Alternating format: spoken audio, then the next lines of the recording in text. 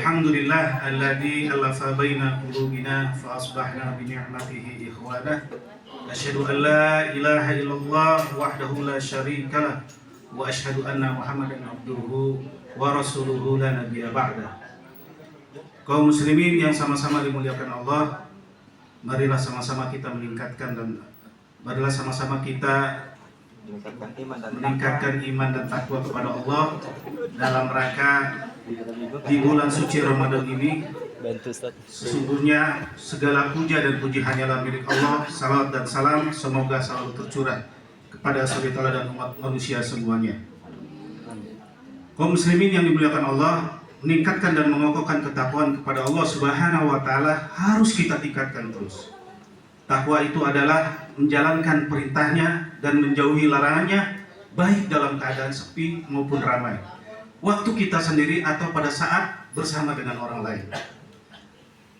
Oleh karena itu, meningkatkan dan mengokohkan ketakwaan Allah harus kita lakukan dimanapun, kapanpun, dan dalam bagaimanapun keadaannya.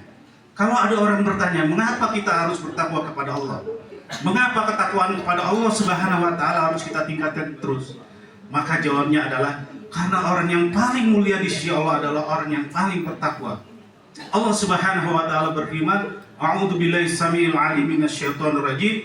Bismillahirrahmanirrahim. Inna akramakum indallahi atqakum." Sesungguhnya orang yang paling mulia di sisi Allah adalah orang yang paling bertakwa di antara kalian. Oleh karena itu, orang-orang yang bertakwa adalah orang yang mampu menjalani kehidupan ini dengan baik. Oleh karena itu, kita harus memahami bagaimana cara meningkatkan dan mengokohkan ketakwaan kita kepada Allah Subhanahu wa taala. Pada kesempatan yang singkat ini, saya mengutip pendapat seorang ulama yang bernama Dr. Abdullah Nasi Ulwan. Beliau mengatakan di dalam bukunya, yaitu Ar-Ruhiyah Ad-Da'iyah, yaitu bagaimana seorang muslim, seorang penyeru di jalan Allah, bagaimana meningkatkan dan mengokohkan ketakwaan kepada Allah Subhanahu wa taala. Yang pertama adalah cara meningkatkan dan mengokohkan ketakwaan kepada Allah adalah dengan melakukan apa yang disebut dengan al-mu'ahadah. Ingat pada perjanjian. Kepada siapa kita berjanji?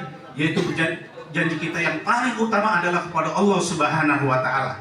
Apalagi janji itu disebut sebagai utang yang harus dibayar.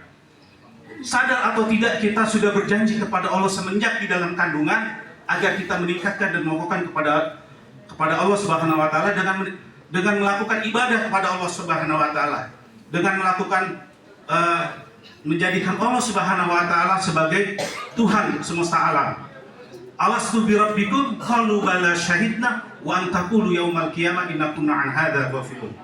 Lalu yang kedua yang harus kita lakukan dalam rangka meningkatkan dan mengokohkan kita kepada Allah Subhanahu wa taala adalah dengan melakukan apa yang disebut dengan al-muraqabah. Alhamdulillah, muraqabah.